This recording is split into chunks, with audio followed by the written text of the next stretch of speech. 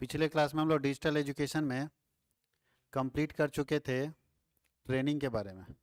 और आज जो हम लोग उसके आगे डिस्कस करने वाले हैं वो कम्युनिकेशन डिस्कस करने वाले हैं। कम्युनिकेशन क्या होता है ये सब लोग जानते हैं। कम्युनिकेशन का मतलब होता है transfer of ideas fact feeling from one person to another person. अगर आप डिजिटल एजुकेशन में जा रहे हैं तो कम्युनिकेशन बहुत ज़रूरी चीज़ है कि आप अपनी बातों को सामने वाले तक पहुंचाएंगे कैसे। अब हम बहुत अच्छा पढ़ाते हैं, ये कैसे बोलेंगे सामने वाले को? ये बोलने से डरे कि हम बहुत अच्छा पढ़ाते हैं, मेरे पास ज्वाइन किए, कोई नहीं ज्वाइन करेगा। आप किस तरह से अपनी बातों को कम्युनिकेट करेंगे, तो उसके लिए भी अलग अलग तरीका है। ध्यान दीजिएगा, अलग अलग टीचर्स अपनी बातों को जनता तक पहुंचाने के लिए, लोगों तक पहुंचाने के लिए और बच्चों तक पहुंचाने के लिए अलग अलग तरीके का माध्यम यूज करते हैं। कोई मोटिवेट कर देता है, लगता है कि हाँ ये बंदे में दम है, तो टीचर को ज्वाइन कर लेता है, वो फॉलो करने लगता है। जब कंटिन्यूस फॉलो करने लगता है, उनकी बातों को, उनकी एक्टिविटी को फॉलो करता है, तो इन फ्यूचर अगर कोई कोर्स लॉन्च करते हैं और ज़रूरत है बच्चे को तो खरीद लेता है। तो ये है तरीका कि कैसे आप अपनी बातों को कम्युनिकेट करेंगे लोगों तक। तो कम्युनिकेशन के अलग अलग मीडियम है। कैसे कम्युनिकेट कर सकते हैं, तो 3 तरीके से हम लोग जानते हैं, बोल कर, लिख कर और इंडिकेशन में। बताइए हम क्या कर रहे हैं, आपके साथ कम्युनिकेशन ही तो कर रहे हैं। कैसे कर रहे हैं? बोल के, और ये लिखा हुआ है लिख के, और इंडिकेशन भी दे रहे हैं, इशारे से भी आपको कम्युनिकेट करें। तो कम्युनिकेशन 3 तरह से किया जा सकता है। और कम्युनिकेशन में क्या करेंगे, हम अपने इन्फॉर्मेशन को, अपने फैक्ट को, अपने फीलिंग को, अपने नॉलेज लेवल को दूसरे तक ट्रांसफ़र करते हैं। तो कम्युनिकेशन का मतलब होता है transfer of ideas fact feelings information from one person to another person. अगर एक व्यक्ति से दूसरे व्यक्ति के पास ज्ञान, है ना, चाहे ज्ञान हो, चाहे सूचना हो, चाहे संदेश को अगर भेजा जाता है तो उसको हम लोग बोलते हैं संदेश वाहन या संचार बोलते हैं, कम्युनिकेशन बोलते हैं। कहीं कोई दिक्कत है? कम्युनिकेशन के 3 तरीके हो सकते हैं। कैसे कैसे पहुंचाएंगे आप? शब्दों में बोल के पहुंचा सकते हैं, लिख के पहुंचा सकते हैं, और इंडिकेटिव कम्युनिकेशन होता है। बोल के पहुंचा, लिख के पहुंचाना समझते हैं, मैसेज जो करते हैं अभी आप, या चिट्ठी लिखते हैं तो लिख के हम लोग किसी दूसरे के पास मैसेज भेजते हैं, या बोल के जब हम फ़ोन कॉल्स पे बात करते हैं, सामने बात करते हैं, और या इंडिकेशन में कभी कभी हम लोग ऐसा इंडिकेशन भेज देते हैं जिसको इमोजी तुम लोग व्हाट्सएप में बोलते हो, वो भेज दिया, सामने वाला समझ में आ जाता है क्या वो भेजे हम, गुस्सा का भेजे हैं जी, हंसी का भेजे हैं, किस चीज़ का भेजे, तो वो भी कम्युनिकेशन का मीडियम होता है, माध्यम होता है। अब लिखा है कम्युनिकेशन का फीचर्स क्या है, क्या होना चाहिए कम्युनिकेशन में। तो सबसे पहले ज़रूरी क्या है, दो या दो से अधिक व्यक्ति होने चाहिए। आप अकेले कम्युनिकेट कीजिएगा, एक सामने वाला कोई होना चाहिए। अकेले भी कम्युनिकेट किया जा सकता है, लेकिन अकेले कम्युनिकेट करने वाले को पागल बोलता है आदमी, कि कोई है नहीं और सामने चिल्ला रहे हैं। कम्युनिकेशन के लिए कम से कम कितने लोग होने चाहिए? 2।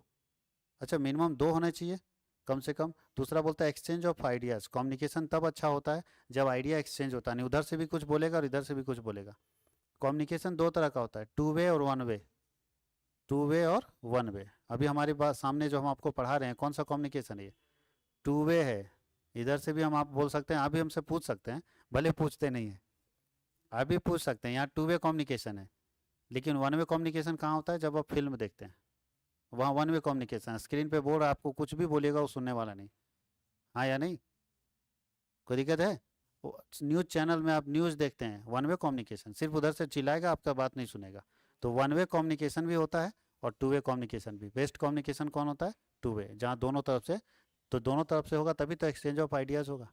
आप आइडिया को एक्सचेंज कर सकते हैं, अपनी बात उसके सामने रख सकते हैं, उसकी बात को अपने पास रख सकते हैं। आगे क्या? कम्युनिकेशन तभी परफेक्ट होगा जब म्यूचुअल अंडरस्टैंडिंग होगा। जो बात हम समझाना चाहते हैं, सामने वाला वही बात समझने के लिए तैयार है, तभी ना कम्युनिकेशन बेस्ट होगा। अगर म्यूचुअल अंडरस्टैंडिंग नहीं हुआ तो मान लीजिए जिस फीलिंग के साथ हम आपको समझाना चाह रहे हैं, आप उस फीलिंग को नहीं अपने अंदर डेवलप करिएगा तो मेरी बात को नहीं समझ पाएगा। और कोई आदमी बहुत दुखी है या बहुत एनर्जेटिक है, एकदम पूरा एनर्जी से भरपूर है, और वो जिस एनर्जी के साथ नीचे वाले को समझा रहा है कि भाई तुम भी कर लो, लेकिन ज़रूरी नहीं कि सामने वाला उतना एनर्जी मेंटेन करता है वो सब बात समझ पाएगा। जैसे आप किसी बात को लग रहा है कि तुम कॉन्फिडेंट है, फुल कॉन्फिडेंट है कि अगर ये काम होगा तो ये हो जाएगा, लेकिन सामने वाला आपकी बात को समझ जाएगा उतना ही कॉन्फिडेंस के साथ, ये असंभव है। बात समझ गए? ये समस्या आती है। तो म्यूचुअल अंडरस्टैंडिंग बहुत ज़रूरी है कि जो बात हम समझ रहे हैं वही बात आप भी समझ रहे हैं। जो मेरे मन में बात है वही बात आपके दिमाग में भी चल रहा है। तभी ये इसको बोलते हैं कि सेम फैक्ट होना चाहिए, सेम फीलिंग्स होना चाहिए, सेम कंटेंट होना चाहिए। और नहीं तो फिर अगर कम्युनिकेशन सही नहीं होता है तो एग्रीमेंट भी इनवैलिड हो जाता है। एग्रीमेंट भी इनवैलिड हो जाता है अगर कम्युनिकेशन सही नहीं हुआ है। तो कम्युनिकेशन मस्ट है कि आप जो भी दोनों तरफ से अगर कम्युनिकेशन हो रहा है तो दोनों का म्यूचुअल अंडरस्टैंडिंग एक जैसा होना चाहिए, एक जैसा समझ होना चाहिए। नहीं तो हम कुछ और समझ रहे हैं और वो कुछ और समझ रहा है, और यहाँ पे कम्युनिकेशन गैप हो जाता है। आगे क्या है? कम्युनिकेशन 2 तरह से हो सकता है, डायरेक्ट और इनडायरेक्ट। डायरेक्ट कम्युनिकेशन मतलब फेस टू फेस, आमने सामने, हाँ या नहीं। और इनडायरेक्ट मतलब फ़ोन पे, टेक्स्ट मैसेज के जरिए। बताइए, कम्युनिकेशन हो रहा है बट इनडायरेक्ट हो रहा है, डायरेक्टली हम उसको फेस नहीं कर रहे हैं, इनडायरेक्टली। तो वहाँ भी कुछ भी बोल देते हैं, मालूम है कि नहीं। टेक्स्ट मैसेज में कुछ भी बोल दे जाओ, जो समझना करते रहना। और सामने बहुत सारा चीज़ नहीं बोलता आदमी, कि हाथ उठ उठा देगा, कोई ठिकाना नहीं, गुस्सा उस्सा आ जाएगा तो। और इनडायरेक्ट में कुछ भी बोल देता आदमी, जाओ दूर बैठा है ना, जो करना है कर लेना। बात समझ गए। तो इनडायरेक्ट कम्युनिकेशन और डायरेक्ट कम्युनिकेशन में डिफरेंस है। डायरेक्ट कम्युनिकेशन में हर चीज़ आप नहीं बोल सकते, और इनडायरेक्ट कम्युनिकेशन में आप कुछ भी बोल देते हैं, कुछ भी बोल देते हैं। जैसे ऑनलाइन जो बच्चा हमारे पास कोर्स खरीदता है, वो कुछ भी हमको बोल देता है, क्योंकि हमको कभी देखा नहीं, और हम भी उसको देखे नहीं, आमने सामने मिले नहीं, हमको वो अच्छे से जानता नहीं है, तो कुछ भी बोल देता है। लेकिन आपको दो बार सोचना पड़ेगा बोलने के लिए, यार बोलेंगे सर को बुरा लग जाएगा, लेकिन वो बोल देता है। इसका मतलब कम्युनिकेशन दो तरह का, डायरेक्ट और इनडायरेक्ट। और कम्युनिकेशन क्या लगता है, एक बार का प्रोसेस है या कंटिन्यूस प्रोसेस है। कंटिन्यूस प्रोसेस है, लगातार चलता रहता है। ऐसा नहीं कि एक बार कम्युनिकेशन कर लिया और छोड़ दिया, नहीं होगा। कम्युनिकेशन हमेशा चलते रहने वाला प्रोसेस है। पर्पस क्या है कम्युनिकेशन का, कम्युनिकेशन क्यों करना चाहिए। अगर हम कम्युनिकेशन अपने लोगों से नहीं करेंगे, मान लीजिए जैसे हम डिजिटल एजुकेशन में हैं, हम अगर अपने स्टूडेंट से कम्युनिकेशन नहीं करेंगे, तो क्या प्रॉब्लम आ सकता है। तो प्रॉब्लम आएगा, कम्युनिकेशन गैप बनेगा, वो कुछ और सोचेगा, हम कुछ और सोचेंगे, है या नहीं। अब हम सोच रहे हैं कि स्टूडेंट पढ़ रहा होगा, अब वो सोचता है कि सर पढ़ाएंगे तब ना पढ़ेंगे, दोनों में गैप हो रहा है। तो बताइए इसके कारण क्या होगा, हमारा बिजनेस बर्बाद होगा। तो हमारा ये काम बनता है कि हम उससे कम्युनिकेट करें, एक बार बात करें कि क्या समस्या है। एक बार बात कर लेंगे, उसके अंदर मोटिवेशन आ जाएगा, वो पढ़ने लगेगा। तो कम्युनिकेशन होना चाहिए, कम्युनिकेशन ब्रेक नहीं होना चाहिए। टूटेगा कम्युनिकेशन तो दिक्कत होगी। आगे क्या लिखा है, सबसे पहला पर्पस क्या है, फ्लो ऑफ इंफॉर्मेशन। अगर कम्युनिकेशन होगा तो सूचना का आदान प्रदान होगा, सूचना एक जगह से दूसरी जगह जाएगा और दूसरी जगह से आएगा। दूसरा क्या है, कम्युनिकेशन होने से कोऑर्डिनेशन बढ़ता है, सहयोग बढ़ता है। जैसे आप मान लीजिए दो लोग फैक्ट्री में काम कर रहे हैं, और दोनों में कोई कम्युनिकेशन नहीं, वो अपने सुरताल में रहता है, अपने सुरताल में, तो कोई मदद आपको नहीं करेगा। और वहीं बातचीत शुरू हो जाएगा तो क्या होगा, मदद हो जाता है कि नहीं। नहीं समझे। ट्रेन में आप बैठे, वो अपने सीट पर बैठा, वो आपको सीट नहीं मिला, किनारे में बैठे हुए हैं, कोई बातचीत नहीं हो रहा है, तो वैसे ही किनारे में बैठे रहे हो, कुछ पूछने वाला भी नहीं। लेकिन जब आप पूछोगे भैया कहाँ जा रहे हो, पूरा बातचीत होने लगा, तो जब दोस्ती बन जाएगा ना, तो आदमी क्या करेगा, अरे आराम से आप पैर खिसका देगा, बैठो बैठो आराम से बैठो। क्यों, क्योंकि कम्युनिकेशन शुरू हो गया। जहाँ कम्युनिकेशन शुरू किए, काम बन जाएगा। तो बोलता है कि कम्युनिकेशन कोऑर्डिनेशन को बढ़ाता है। जब बातचीत करोगे तो कोऑर्डिनेट करेगा, किसी से भी आप पूछोगे, सहयोग करोगे, तो अपने आप कोऑर्डिनेशन बढ़ेगा। कम्युनिकेशन बहुत ज़रूरी है। उसके नीचे क्या है, लर्निंग मैनेजमेंट स्किल। कम्युनिकेशन में आपको मैनेजमेंट स्किल लर्न करना पड़ेगा, सीखना पड़ेगा, किससे क्या बात करना है, जूनियर को क्या बोलना है, सीनियर को क्या बोलना है। कम्युनिकेशन स्किल अगर आपके अंदर नहीं है, ये मैनेजरियल स्किल नहीं है, तो दिक्कत है। तो कम्युनिकेशन में आपको क्या करना होगा, मैनेजर स्किल सीखना होगा, कि एक मैनेजर को अपने जूनियर को क्या बोलना चाहिए। सभ्यता का ज्ञान होना चाहिए ना, हमको नीचे क्या बोलना है, भाई ऐसा बात ना बोल दें जो उसको दुख लग जाए। मतलब एक व्यक्ति को इतना बात हम लोगों को बचपन से सिखाया जाता है, कि एक बच्चे के अंदर वो कम्युनिकेशन स्किल होना चाहिए कि अपने से सीनियर को क्या बोलना है, और अपने से जूनियर को क्या बोलना है। हम अपने बच्चे को भी सिखाते हैं कि भैया बड़े हैं तो उसको आप बोलोगे, और छोटा है अपना दोस्त है तो तुम बोल सकते हो।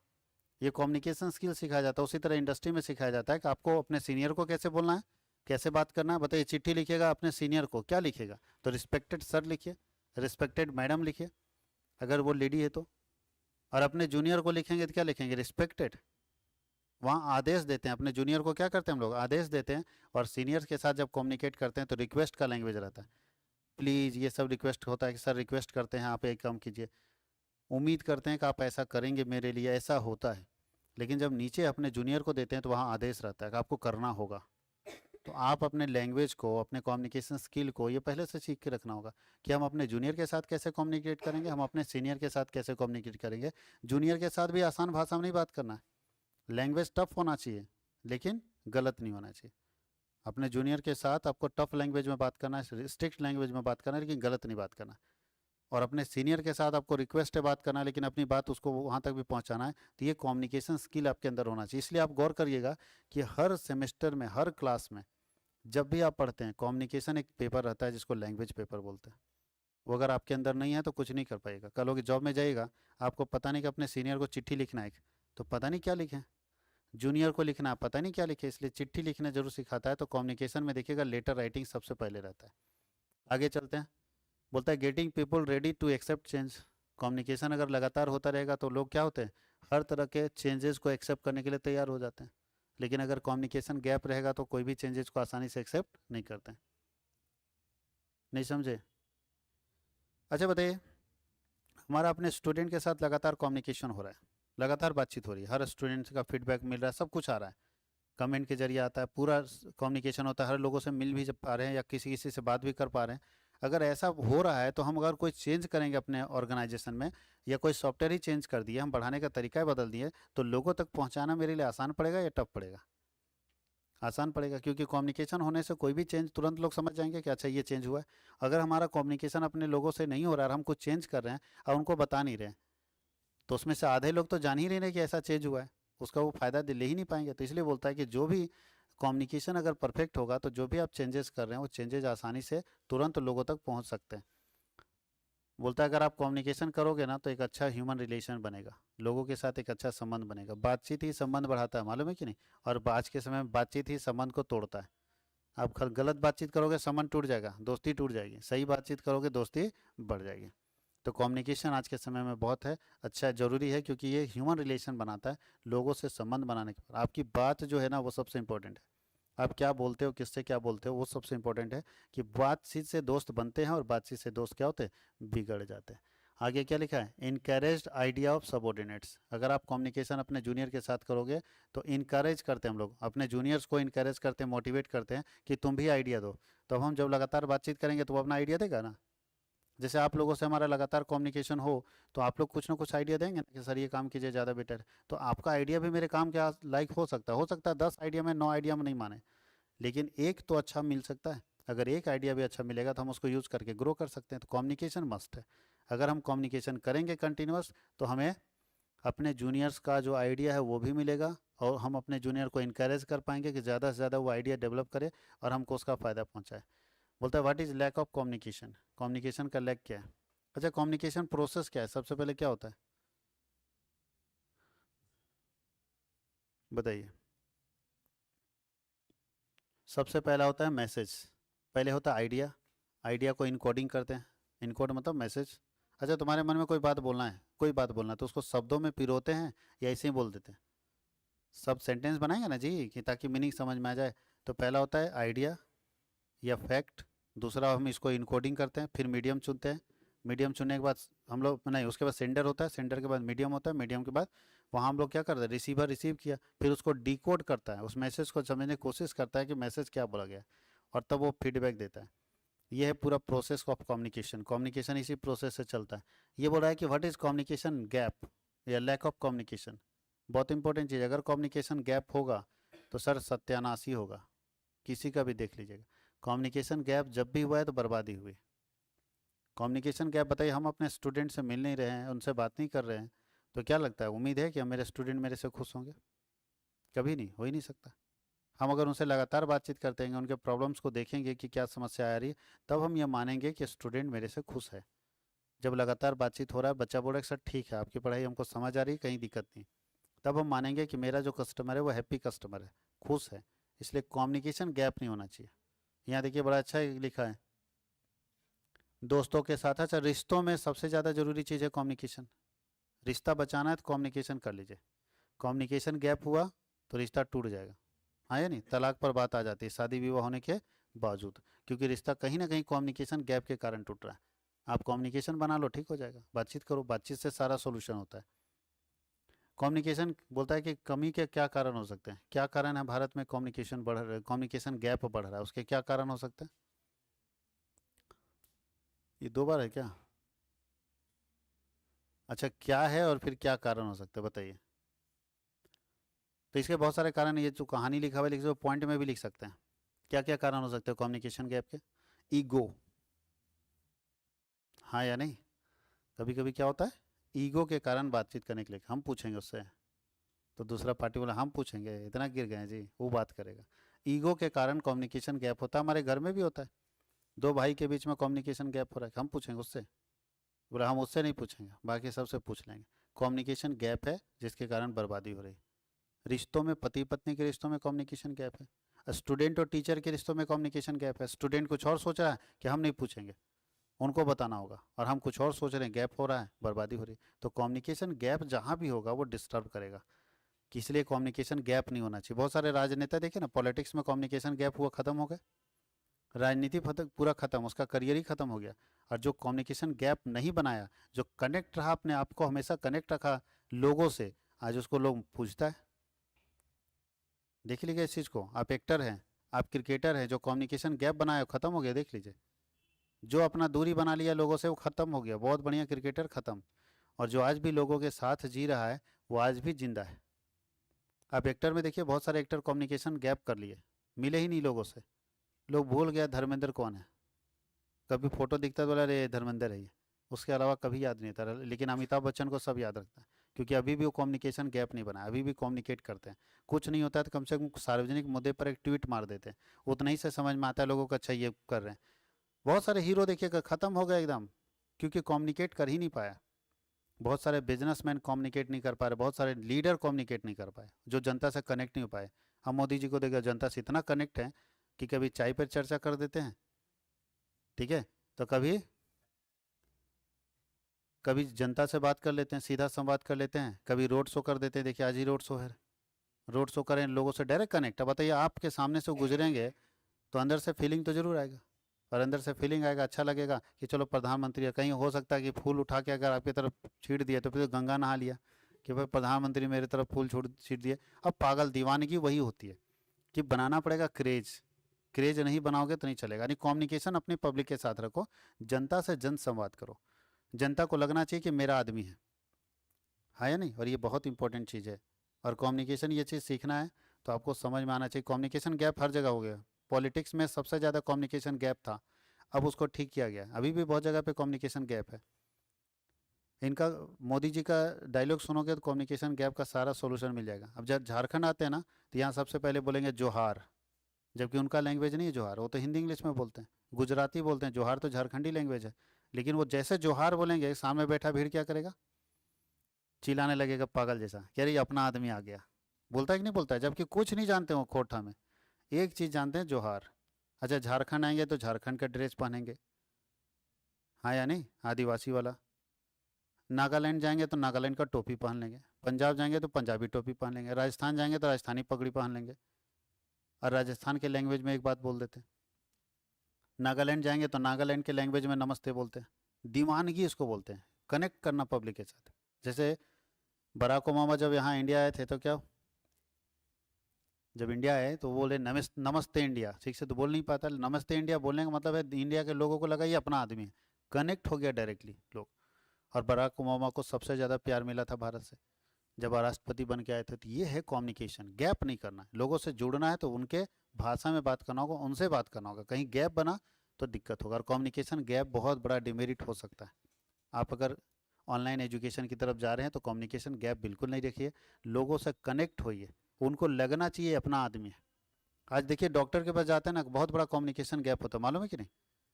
डॉक्टर से आप दिखा लेते हैं लेकिन खुश नहीं होते हैं दिखा के। डॉक्टर के बारे में अगर आपको पूछा जाए तो आप कभी कभी भी डॉक्टर को अच्छा नहीं बोलते। क्यों नहीं बोलते? क्योंकि हम गए, बीमारी हमारी, हम बीमारी बताए सर ऐसे ऐसे होता है, और इंग्लिश में 4 गो झाड़े और 2 गो दवा का नाम इंग्लिश में लिखे, हमको समझ ही नहीं आया क्या है, कौन बीमारी है, कैसे ठीक होगा, कैसे प्रिकॉशन अपनाना चाहिए, यानी कैसे हमको रहना चाहिए, क्या खान पान करना चाहिए, कुछ बताते हैं वो। गैप है कि नहीं? अगर डॉक्टर बैठा के बैठिए, अगर बूढ़ा आदमी बैठिए चचा और उनके भाषा में समझाए, ये ऐसे ऐसे समस्या आया है, ऐसा ऐसा होता है ना कि हाँ बबू होता है, तो ये काम नहीं कीजिएगा, ये काम नहीं कीजिएगा, ये खाना पीना खाइएगा, और उसको लिख के उसी के लैंग्वेज में समझा के दे कि इस दवा को ऐसे लीजिएगा और दवा छोड़ दीजिए। अगर आप खान पीन पान में परहेज करते हैं और ये चीज़ खाते हैं तो अपने आप ठीक हो जाएगा, दवा तो बात का चीज़ है। जब ज़्यादा परेशान करे तब दवा लीजिए, और खान पान से ठीक कीजिए इसको। अगर इतना समझा दिया जाए तो बताइए वो आदमी खुद सुधर सकता है कि नहीं सुधर सकता। अब हमको समझ ही में आ रहा है कि मेरे पेट में प्रॉब्लम है तो कैसे ठीक हो सकता है, चबा रहे हैं दवा, और दवा चबाने से ठीक होता है नहीं। और हो सकता है कि छोटा सा खान पान से ठीक हो जाता, तो डॉक्टर बताया ही नहीं हमको। क्या लगता है कम्युनिकेशन गैप है कि नहीं? इसीलिए राज्य सरकार भी इस कम्युनिकेशन गैप की समस्या को सल्टाने के लिए क्या किया है कि लोकल में, अगर झारखंड में नौकरी चाहिए तो लोकल रीजनल लैंग्वेज आपको सीखना होगा। इसलिए देखिएगा हर स्टेट में जब आप जाते हैं तो एक रीजनल लैंग्वेज, उसका लोकल लैंग्वेज में एग्जाम होता है, वो आपको पास करना पड़ेगा, क्वालिफाई करना कंपलसरी पेपर होता है, ऑप्शनल नहीं होता है। झारखंड में जैसे खोटा है, पास करना ही पड़ेगा। इससे क्या होगा, अगर आपकी नौकरी हो गई और आप खोटा जानते हैं, तो जब गांव में किसी बूढ़ी महिला के पास जाएंगे और वो अपनी समस्या बताएगी, तो वो तो इंग्लिश और हिंदी नहीं जानती, वो खोटा में बताएगी, तो उसकी बात को समझ पाओगे ना आप? तो उसके लिए आपको खोटा जानकारी होना चाहिए, क्या बोली वो लेडी। अब कोई नागपुरी बोल रही है, उसको पता ही नहीं चल रहा नागपुरी में क्या बोले। अब हम लोग को नागपुरी नहीं आता, अब नागपुरी में भेज देगा, कोई बूढ़ी महिला हमको मेरे पास आएगी फरियाद लेके, नागपुरी बोलेगी, तो हमको समझ में नहीं आएगा बोल क्या रही है। तो क्या कम्युनिकेशन गैप हो रहा है कि नहीं हो रहा है? तो कम्युनिकेशन गैप नहीं होना चाहिए, अगर गैप होगा तो डेंजरस होगा। बोलता है भारत में डिजिटल शिक्षा का स्वास्थ्य मुद्दा क्या है, यानी what is health issue of digital education in India. Digital education में हेल्थ इशू बहुत बड़ा है, स्वास्थ्य का समस्या ज़्यादा है। क्या समस्या है बताइए? लगातार स्क्रीन को देखते रहेंगे तो आँख खराब हो सकता है। हाँ या नहीं? क्या लिखा है? फर्स्ट पढ़िए। डिजिटल शिक्षा के लिए अधिक स्क्रीन समय की आवश्यकता होती है, जिससे आंखों पर बहुत भारी तनाव होता है या बहुत अधिक तनाव होता है।